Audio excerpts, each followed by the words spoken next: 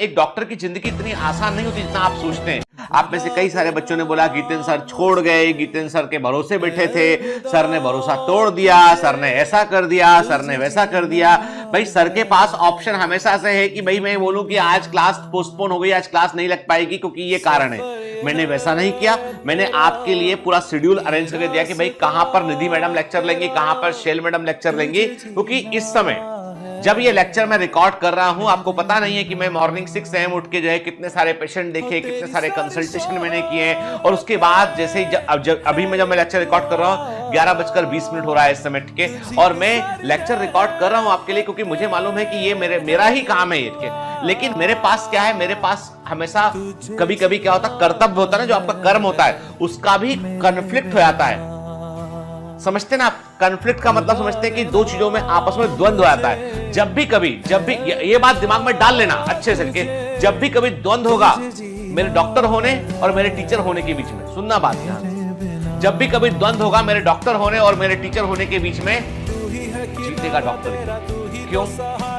वहां बेटा जीवन और मृत्यु का मामला होता है। आपको नहीं पता है कि मैं किस तरह के पेशेंट देख रहा हूं। मेरे पास आज जो पेशेंट मैं देख रहा हूं 40% 50% लंग इन्फेक्शन वाले हैं, जिनको हॉस्पिटल भी नहीं मिल रहा है, जिनको कोई बेड अवेलेबल नहीं है, जिनके पास में कोई फैसिलिटी नहीं है, और उन सब फैसिलिटी कम से कम न्यूनतम के बावजूद जो है हम लोग चीजों को मैनेज कर रहे हैं ताकि हॉस्पिटल पर लोड कम से कम हो।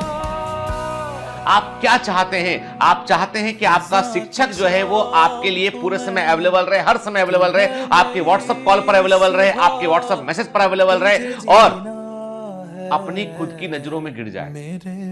यदि मैं डॉक्टर ना होता ना तो शायद मुझे सोचना ना पड़ता। यदि मैं डॉक्टर ना होता, प्रैक्टिसिंग फिजिशियन ना होता, केवल MBBS की डिग्री लेकर पढ़ा रहा होता तो मुझे सोचना ना पड़ता, क्योंकि मेरा मेन प्रोफेशन तो जो है पढ़ाने का ही है, कुछ और है ही नहीं मेरे पास में।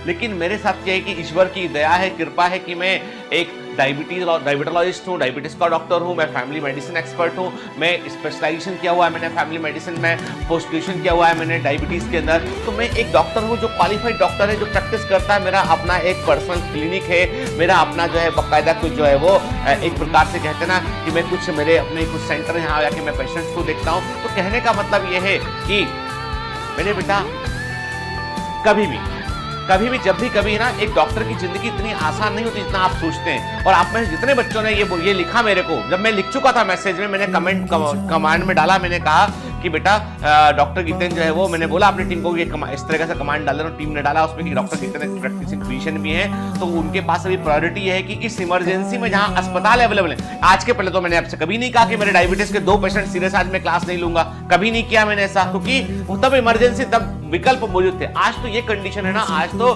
डॉक्टर जो है वो ओवरबर्डन है, हॉस्पिटल में जगह नहीं है। आप यदि आप देखकर भी नहीं समझ रहे हैं, धिक्कार है, फिर कुछ नहीं कर सकते भाई। क्या आपको सोचना पड़ेगा कि आपके आसपास क्या घट रहा है। देखिए तो जरा, आंखें खोलिए, कमरे से खिड़की से बाहर झांक कर देखिए क्या हो रहा है आपके आसपास। नहीं समझ पा रहे हैं ना, तो बेटा फिर कोई जरूरत नहीं है डॉक्टर मेडिकल में जाने की।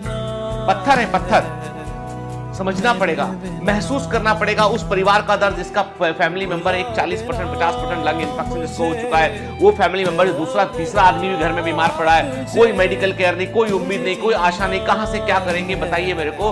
तो वैसी कंडीशन में मुंह छिपाकर बैठ जाए, क्या करें आप बताओ? आप बताइए मुझे ऑप्शन। चलिए आप बोलेंगे सर पढ़ाने मत आओ, पढ़ाते ही क्यों फिर? भाई मेरा पैशन है, मैं पढ़ाता हूं पैशन के लिए, अपने सुख के लिए, कुछ क्रांति करने के लिए पढ़ाता हूं मैं। लेकिन उसका मतलब ये नहीं है कि मेरी मूल ड्यूटी मुझे जो है नहीं पुकारेगी कभी। मैं उस सोल्जर के समान हूं जो शांति काल में अपना पूरा काम करता है, लेकिन जब युद्ध आता है तो अपनी मां के आंचल में छिप नहीं जाता है, वो हथियार लेके वो सीमाओं पर निकल जाता है। उस सोल्जर के समान है डॉक्टर। उस पर भी फिर अभी हाल ही में मैंने जब ये कमेंट किया, किसी ने एक टीम को एक मैसेज डाला, उस पर लिखा है डॉक्टर्स किडनी बेच रहे हैं। अब आपका क्या कहना डॉक्टर साहब? शर्म आती है मुझे ऐसे लोगों पर जो इस तरह की टिप्पणी करते हैं उन हेल्थ केयर वर्कर। तुम में दम है तो तुम जाओ ना 4 दिन के लिए, करो जाके सेवा।